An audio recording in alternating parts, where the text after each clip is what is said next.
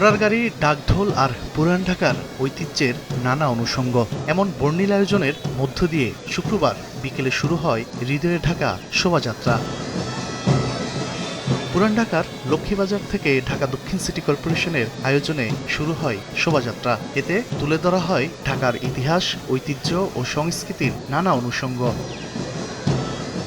লালবাগ কেল্লা, আহসান মঞ্জিল, ঢাকেশ্বরী মন্দির ও তারা মসজিদ সহ ঐতিহাসিক স্থাপনাগুলোর প্রতিকৃতি ছিল শোভাযাত্রার অন্যতম আকর্ষণ। অংশ নেন সিটি কর্পোরেশনের কর্মকর্তা, কর্মচারী ও নগরবাসী। পরে নগর ভবনে গিয়ে শেষ হয় শোভাযাত্রা।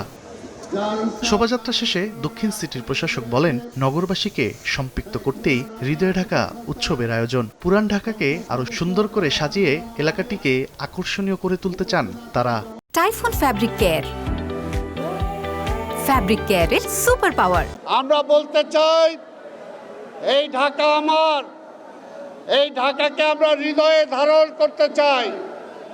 যদি হৃদয়ে ধারণ করতে পারি, তাহলে এই ঢাকাকে আমরা পরিচ্ছন্ন রাখতে পারবো, এই ঢাকাকে আমরা সবুজে রূপান্তরিত করতে পারবো।